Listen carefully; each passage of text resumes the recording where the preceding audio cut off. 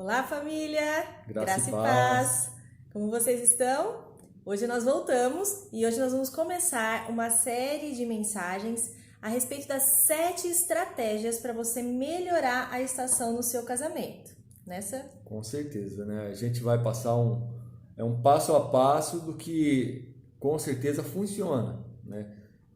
A gente vai falar de sete, né? Mas nada impede de você ter 8, 9, 10, nada impede. Mas nós vamos falar de As sete 7 básicas básicas. que a gente aprendeu e com certeza faz muito resultado na nossa vida.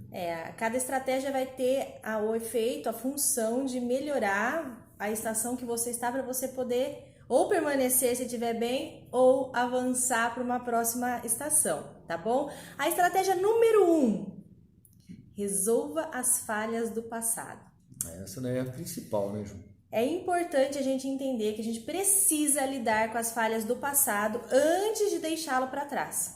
Então, deixar o passado para trás é fundamental, mas lidar com as falhas do passado é inevitável. Precisamos passar por essa fase. Não tem jeito, né? Do contrário, vai continuar voltando, como acontece muitas vezes. A pessoa fica remoendo aquela coisa do passado, aquele problema, aquele pecado. Então, a gente precisa eliminar, resolver de fato essa falha. A única coisa que a gente pode lembrar do passado são as coisas boas. Sim, sim. E aí, isso vai envolver 3 passos. Identificar as falhas do passado, que é o mais difícil, confissão e arrependimento e o perdão. Então, vamos começar falando agora sobre identificar as falhas do passado. A realidade é que a maioria de nós, na hora de fazer isso, a gente consegue identificar as falhas do outro. Sempre. É fato. Tá? Sempre. É fato. A gente tem facilidade de identificar as falhas do nosso cônjuge. A gente não consegue olhar para dentro da gente. Por isso que é importante, nesse momento, a gente ouvir a opinião do outro. Porque quem está vivenciando essas falhas no dia a dia é o cônjuge. Né? Então, nesse exercício que nós vamos fazer hoje, nós vamos trabalhar exatamente isso. O casamento ele não funciona isoladamente. Não tem como eu viver a minha vida e ele viver a vida dele. Não funciona isso, né? E diretamente ele afeta todas as pessoas que estão envolvidas. Então, se você tem filhos, afeta seus filhos. Se os seus pais moram com você, afeta eles também. Então, todas as pessoas que diretamente têm contato com o casal são afetadas com as nossas escolhas, com as nossas falhas. Por isso que é importante, nesse momento, você ouvir a opinião das outras pessoas. Então, muitas vezes os filhos falam coisas pra gente que a gente não gosta de ouvir. Eles, na verdade, acabam relatando o que eles sentem relacionados às nossas falhas. Então, é muito importante a gente parar para ouvir. É que assim,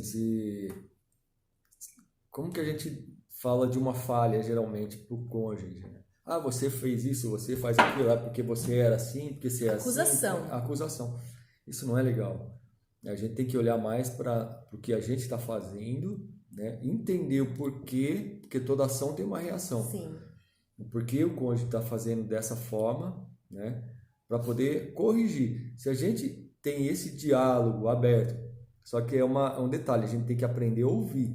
São 2 ouvidos e uma boca. Uma vez que eu pergunte alguma coisa para como que está sendo, o que eu estou fazendo que não está te agradando. Sendo bom, agradando, não está sendo legal. Saiba ouvir, não vai? Ela fala alguma coisa, mas também é assim, isso já ferrou, então não é por aí.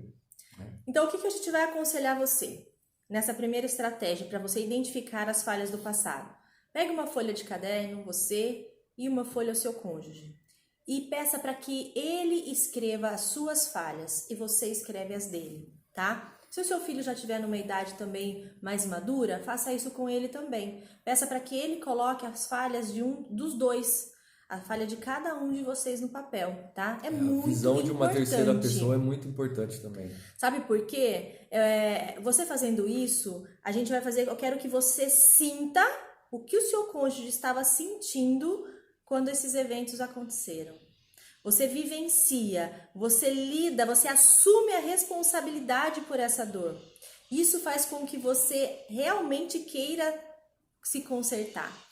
Porque é muito fácil a gente falar de algo que a gente não sentiu, né? Normalmente minha mãe falava assim, quem bate esquece, quem apanha não. né? Eu já ouvi bastante essa frase.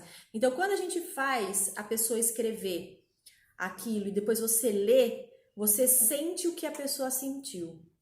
Isso é muito importante, tá? E quando se trata de passado, às vezes algumas mágoas que ficaram, cara, você nem lembra, você nem faz ideia que você fez aquela coisa, só que feriu tanto a muito. pessoa, isso começa a criar uma bola, igual uma bolinha de neve que começa lá no alto da montanha pequenininha e vai aumentando, aumentando, somando mais neve, chega lá embaixo, destrutiva. E isso não composto. pode, o efeito composto. Por isso que é interessante, e se ela falar, não julgue. Se ele falar, não julgue, apenas leia. E aí a gente já vai para o próximo passo, porque esse processo é muito importante vocês entenderem isso. Ele leva tempo e esforço. E ele vai ser doloroso. Com certeza. Tá? Então não adianta você achar que vai ser mil maravilhas, vamos escrever, ai amor, tá bom, fiz isso, perdão e tudo. Não, não vai ser assim, com certeza não. Vai dar vontade, vai dar vontade de de querer ser... explicar o porquê. Mas isso não existe. Não Esquece. vai ser assim. Não é isso que funciona. Calma, respira e escreve. Primeira coisa. Não é para ter discussão nessa fase. Tá? Se vocês querem conserto, esquece a discussão. Isso. E aí nós vamos para o passo número 2, que é a confissão e o arrependimento. A gente aconselha você a ler o Salmo 51. O Salmo 51, né, amor? Explica um pouquinho para eles. Salmo 51 é uma oração que Davi fez de arrependimento, né? Ele foi confrontado pelo profeta Natan sobre uma situação e ele orou a Deus em arrependimento, né, pelo que ele estava fazendo, porque o que ele estava fazendo estava gerando muito caos. É a mesma coisa no nosso casamento, né? Por isso que a gente fala do Salmo 51, que é interessante, que a gente tem que falar o quê? Tem que entrar na presença de Deus, se reconciliar com Deus, pedir perdão para Deus. E isso tudo vai fazer com que você tenha consciência do que está acontecendo ao seu redor. Sim.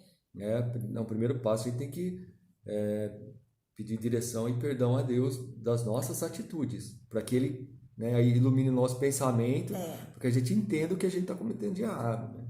É verdade. Então, confissão e arrependimento. O que é confissão? É você concordar com alguma coisa. Estou confessando que eu realmente fiz isso. Então, confessar as nossas falhas, admitir que a gente magoou o nosso cônjuge, você está concordando com Deus que você errou e que seu comportamento causou um certo entristecimento no coração do seu cônjuge ou do seu filho. Então, confesse. E o arrependimento é a mudança de direção, é você andar na direção oposta. Então, a gente sempre fala, arrepender é você deixar a prática do que você estava fazendo e mudar totalmente, se converter o seu caminho. Tá indo para cá, tá magoando? Volta, vira, vai para o outro caminho, tá? Isso é muito importante a gente entender. E depois de você orar, de você ler, você confessar e se arrepender de fato, porque primeiro com Deus, depois você vai conversar com o seu cônjuge, você vai fazer essa mesma coisa, confessar e se arrepender com ele. Você fala primeiro na vertical, depois na horizontal. Não inverta essa ordem. Primeiro com não Deus, inverta. depois para com as pessoas. Até porque quando você vai confessar com Deus, você vai conversar com Deus, ele vai preparar o ambiente para você. Ele vai preparar o caminho para que você consiga chegar até seu cônjuge. Ele vai amolecer o coração, porque só ele tem esse poder, gente. Ninguém mais tem. Poder de convencer e de mudar, transformar vidas e coração, não tem jeito. Que de verdade, o projeto de Deus é a família, né? A família é um projeto excelente de Deus. E o que Ele mais quer é a paz, o entendimento dentro do lar, dentro da família. Quando, por outro lado, se você vê a atitude do nosso inimigo, né, de Satanás, que é destruir a família. Então, quando você não tem uma base que é o alicerce, que é Deus na tua vida, no teu casamento, você vai entrar numa discussão diária, familiar, sem a base estar estabelecida.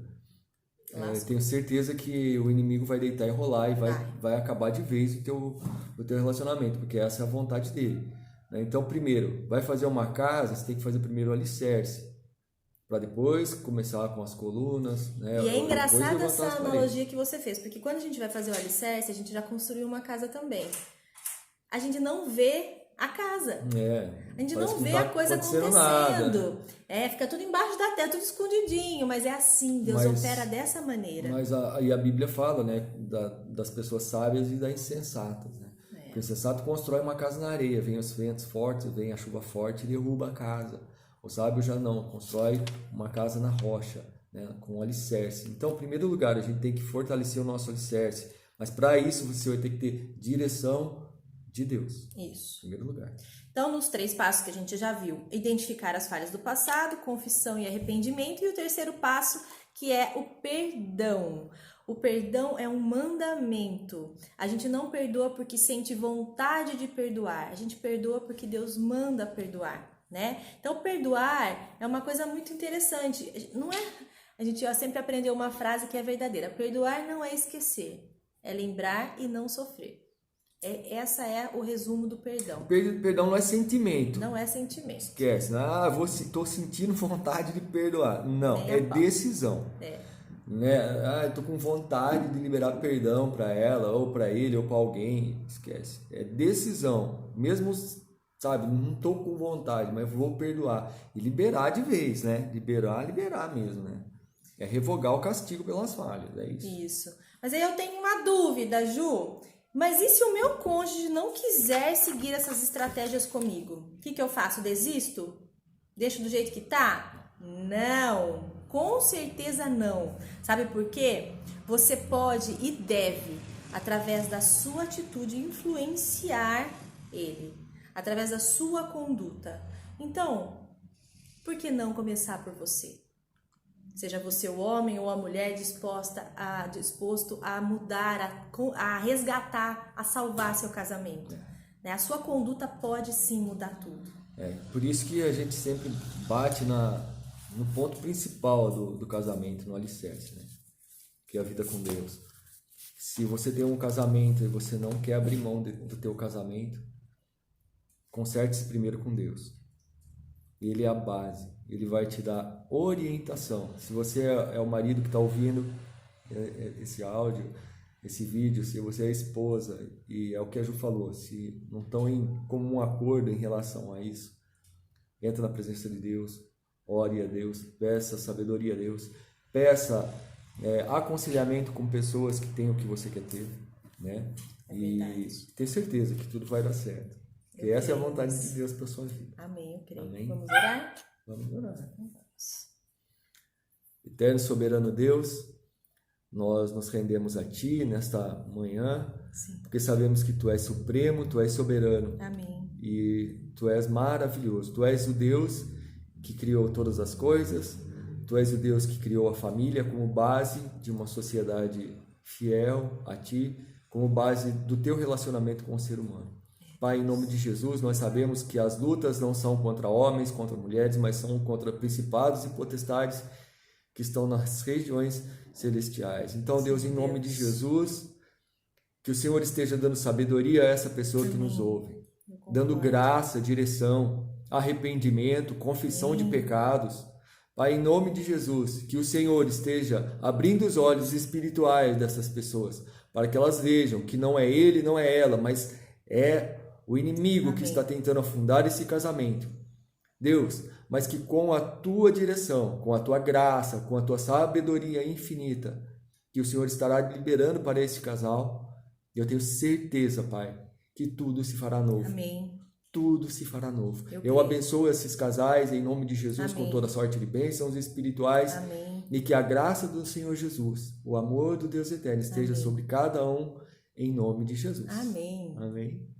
Até o próximo vídeo. Se você gostou, curta esse vídeo, se inscreva no nosso canal e compartilhe essa mensagem a todos os casais que você conhece. Beijão a todos.